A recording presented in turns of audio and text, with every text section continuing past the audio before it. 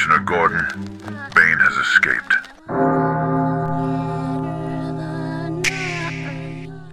Take the first step, not because you're ready, not because you know the path, but because there's no war more sacred than the one started in motion.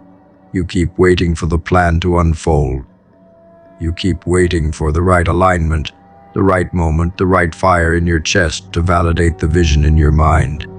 But the truth is, the universe doesn't reward the prepared. It rewards the initiated.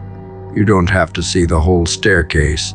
You just have to place your foot on the first stone, cold and unsure, and move, because motion is the signature that tells the universe you're serious. Thought is theory, movement is a declaration, and the second you move, everything else begins to shift. That's not magic, that's momentum. And momentum is how dreams start breathing. You've been tricked into thinking manifestation is visualization. It's not. It's activation. The universe is not your butler. It's your battlefield. And it only joins the war after you fire the first shot. Wanting something doesn't wake the stars. Working toward it does. Not in bursts, not in moods, but in quiet, unglamorous repetition. The first step is a contract. You write it with your feet, not your mouth. You sign it with your discomfort, not your confidence. And once it's signed, the universe responds. Not always with gifts, sometimes with tests. Because it needs to see if you're the architect or just another tourist with a dream and no discipline. The moment you move, the universe moves, but it's waiting, watching, measuring your sincerity in sweat, not slogans. The first step is supposed to feel like cows. That doesn't mean it's wrong. That means it's real. Certainty is a sedative. It keeps you waiting, hoping, trying to map out the terrain before you even enter the forest. But every meaningful journey starts with blur, with fog, with fear. You walk anyway, and as you walk, the path begins to respond. Things that were hidden emerge. People you needed arrive. Resources you didn't see start bending toward you. That's because the universe doesn't assist dreamers. It assists builders. It doesn't give you the next step until you prove you'll take this one without guarantees. The universe is allergic to cowardice, but it is magnetically drawn to conviction. Show it with movement, not words. No one's coming to pick you up. No one's coming to give you the green light. You are the permission, you are the activation key. You are the catalyst that shifts fate. The universe is waiting for your command signal, one that can only be transmitted through action, not through planning, not through hope, through movement. One step, that's the trigger. That's the beginning of the flood. Most people never take it. They research, they talk, they fantasize, but they never move. That's why their lives stay the same. Not because they lack talent, but because they never initiated the current. One step changes the temperature. One step rewrites your posture. One step rips you out of the past and into possibility. You think fear means stop, but fear is the guardian of new worlds. You can't enter transformation without being terrified. That fear is your compass. It tells you you're close to something sacred, and yet most people retreat for courage. But courage isn't the absence of fear.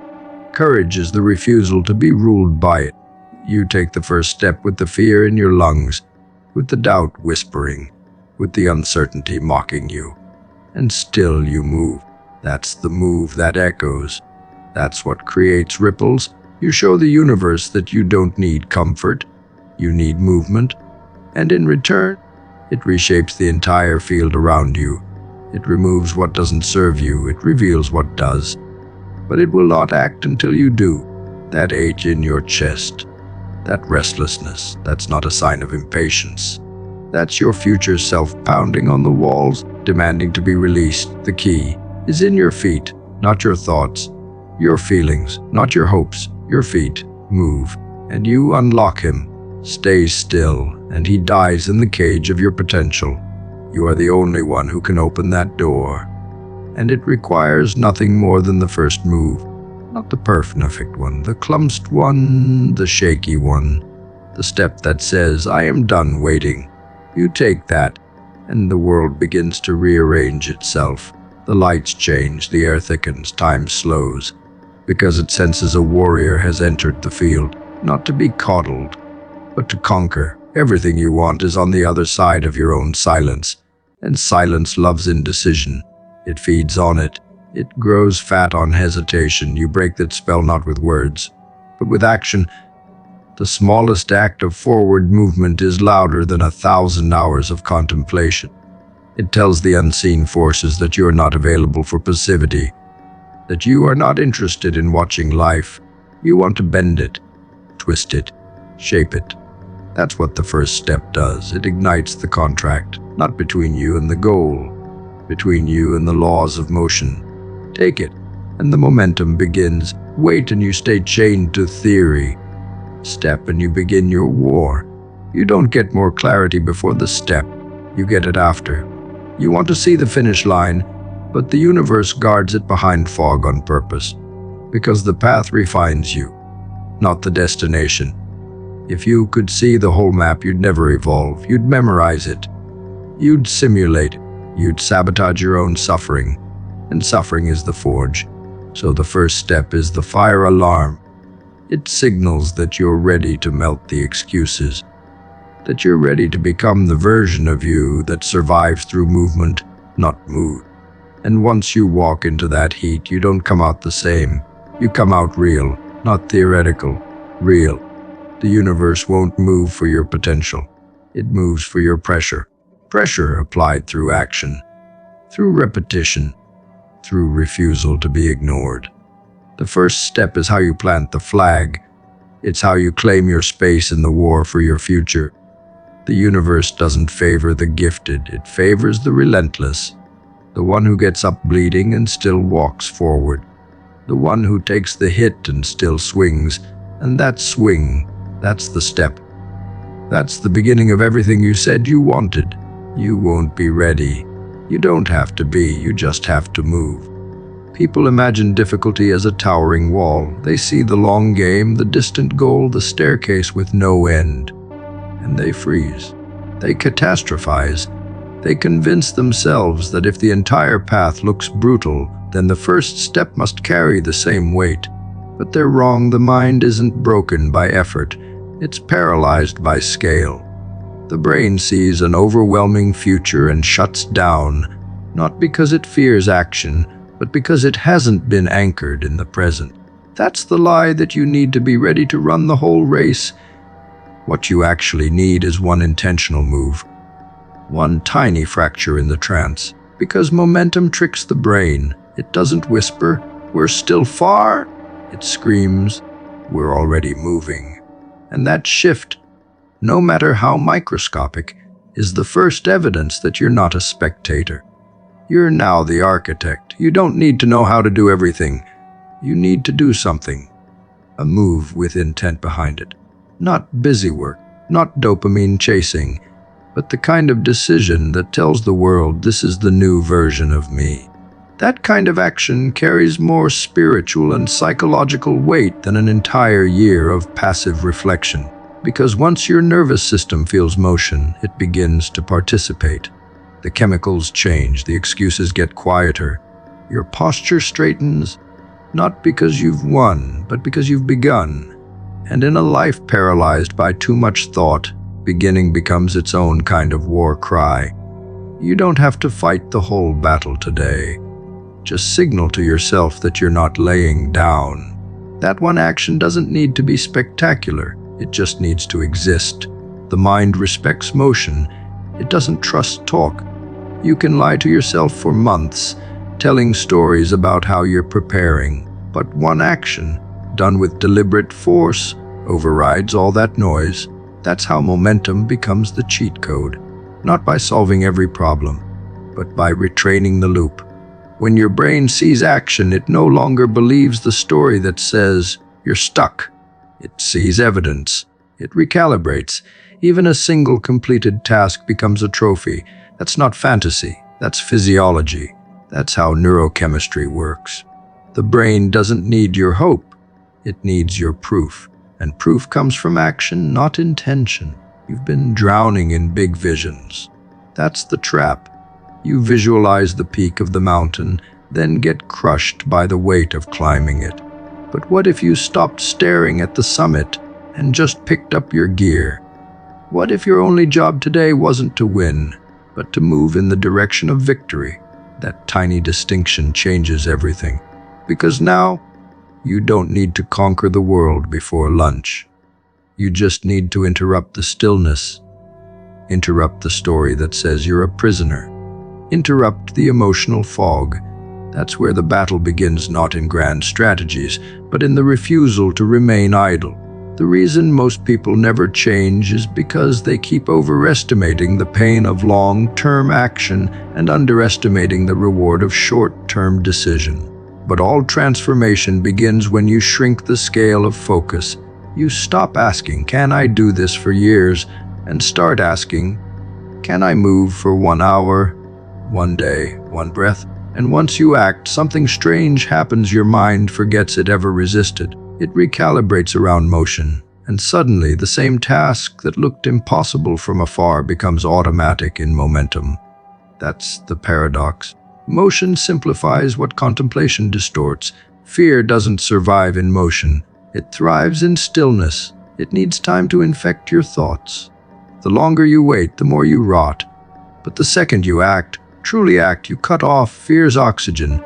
It no longer has space to breathe. Your hands are too busy, your lungs too focused. That's what intentional action does. It purifies the moment. It turns the unknown into terrain instead of terror. It gives shape to the next step, even if the full map is still blurry.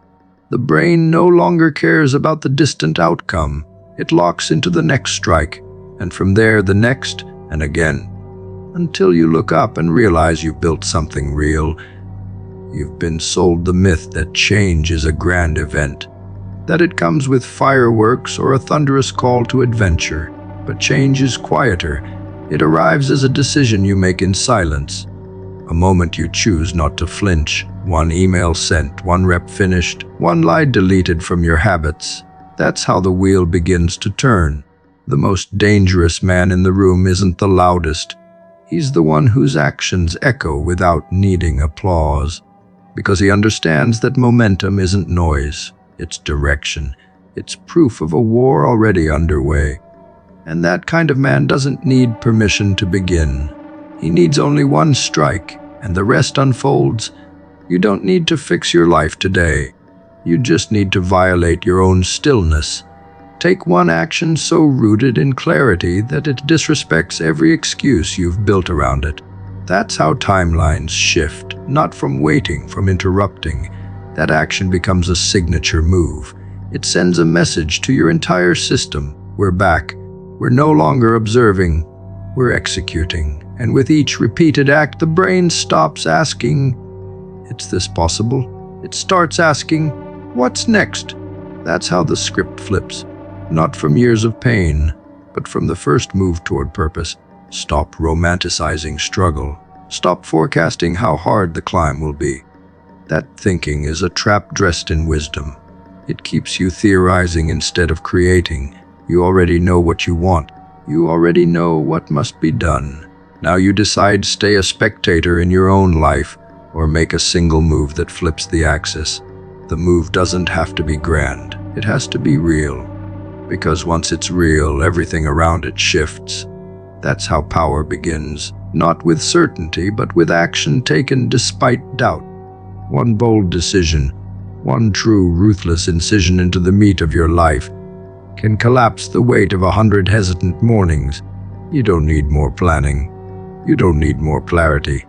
What you need is a fracture, a disruption, something so sudden and committed that even the dust in your room shifts direction. Months of passive contemplation. Those silent mental reruns you play in bed, hoping the future will present itself like a gift, mean nothing compared to 1 act of deliberate chaos. The kind of chaos that declares, "I'm done living in rehearsal." 1 decision. That's all it takes to rip your consciousness out of limbo and drop it into a new arena, bloody and awake. Because real movement doesn't arise from balance, it begins with asymmetry. an uneven strike, an uncalculated blow, something that leaves the universe with no choice but to answer. The reason your world hasn't changed is because your choices haven't insulted reality yet. You've been polite. You've been careful. You've been emotionally correct. But the laws that govern expansion don't respond to neutrality. They respond to force, to boldness, to asymmetry. When the world tilts in your favor, it's because you tilted first. Not by asking, not by manifesting, by attacking. A single act of raw audacity has the power to alter your momentum more than 10 years of strategizing, because the universe, like nature, reacts to imbalance, to sudden shifts in mass and focus. You shift timelines by becoming unpredictable, by doing what no version of you has done before, by making a move so severe it forces everything around you to adapt. Passivity simulates safety, but it breeds erosion. Every time you contemplate instead of act, you decompose in disguise. You don't need another month to think.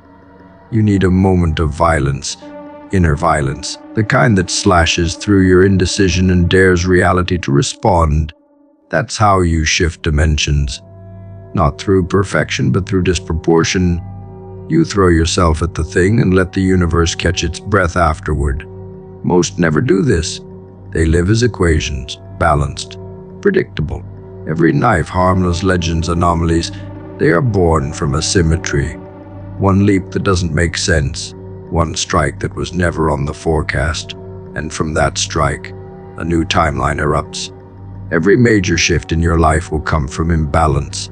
Not the balance of careful plans, but the imbalance of a decision that scorches the old map.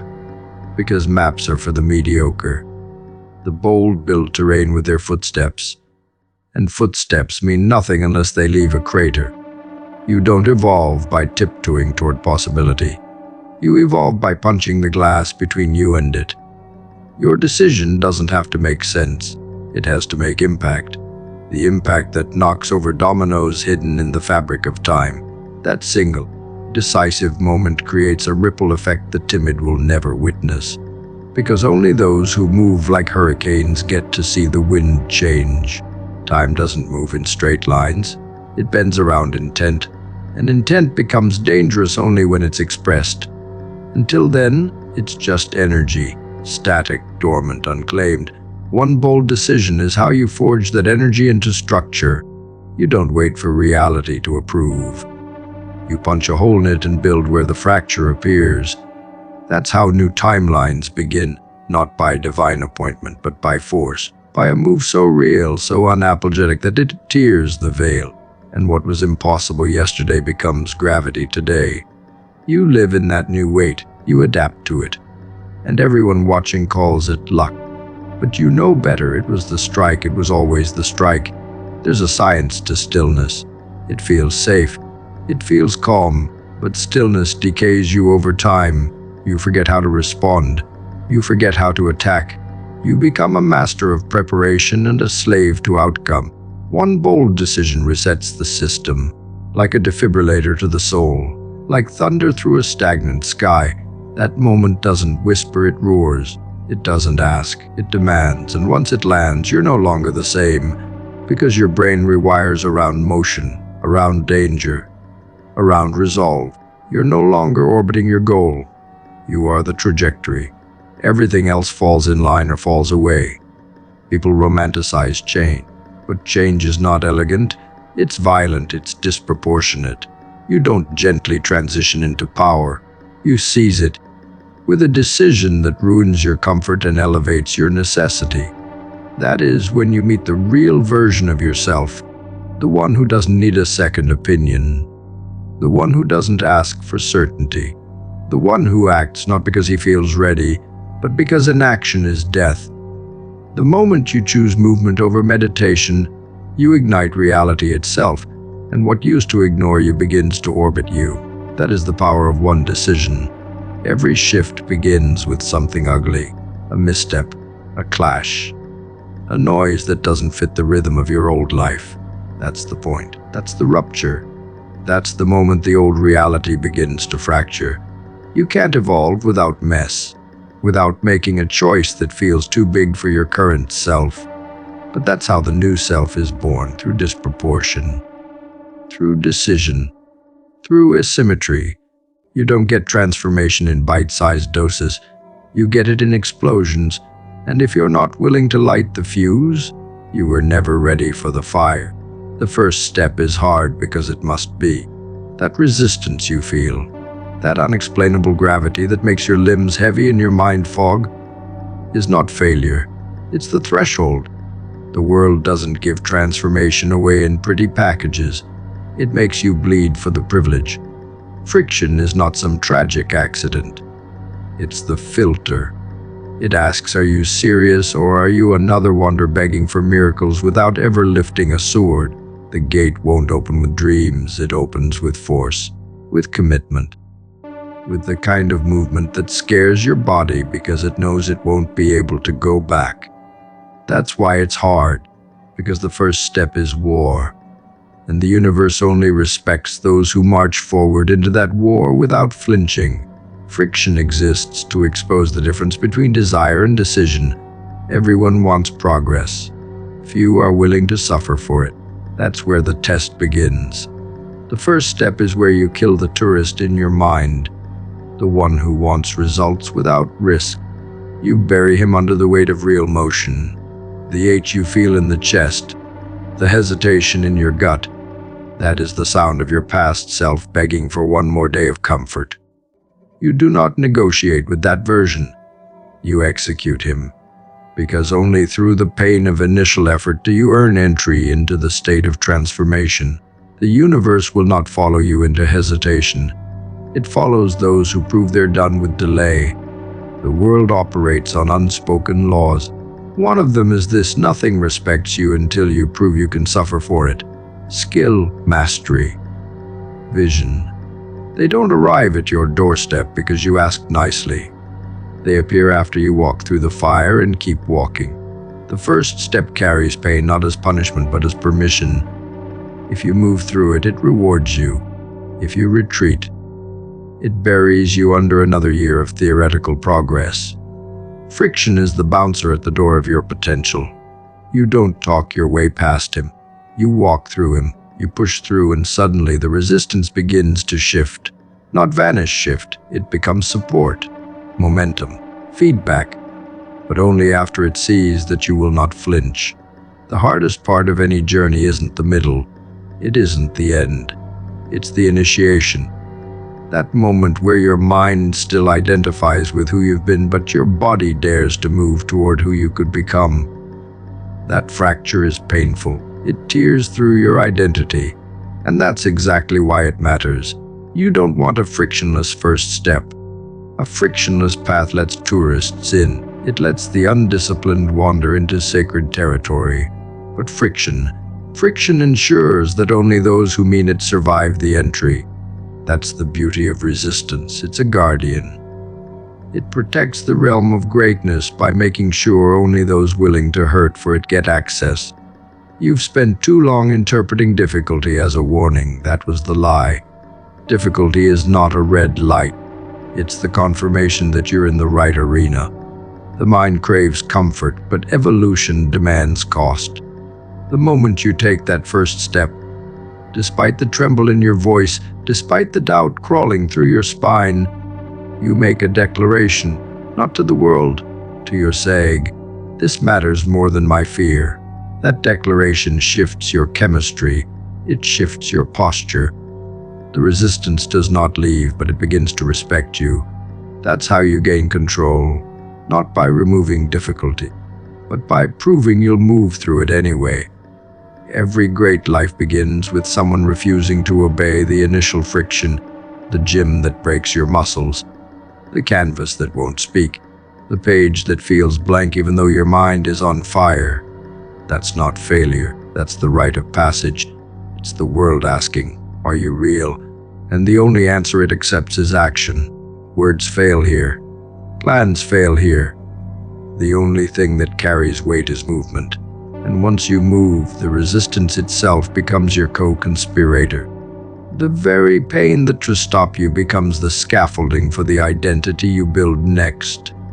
The first step is so painful because it's your body's last cry for the familiar. Your system is rigged for survival, not glory. It doesn't want new, it wants safe. So when you try to leave the cage, even if the cage is misery, your nervous system fires alarms. That anxiety, that paralysis, that's not truth. That's the echo of an old identity dying, and that death is not to be avoided. It is to be accelerated. You burn the old script by acting anyway, by writing a new line with your footsteps. That's how you earn the future. Not by thinking, not by waiting, by pushing through the test and letting the universe see you bleed without breaking. Momentum isn't mystical. It's the result of repetition forged in resistance. It begins the moment you teach your brain that friction doesn't equal failure. The first time you override hesitation, you carve a new neural path. And every time after that, the resistance decreases. Not because it disappeared, but because you built the proof that you don't obey it anymore. That's how self-trust is born. You stop needing inspiration. You stop needing motivation. You become dangerous not because life got easier, but because you no longer flinch at difficulty. And it all began with the first step. You think life feels smoother before you begin. But that's not how the system works.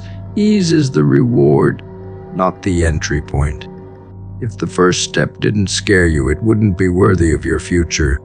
The harder it is to begin, the more important it becomes that you do. That resistance is the currency. Spend it. Bleed into it. Give it your mornings, your silence, your focus. Every weakness is a knife. In return, it will hand you something sacred, momentum that's real, earned, and irreversible.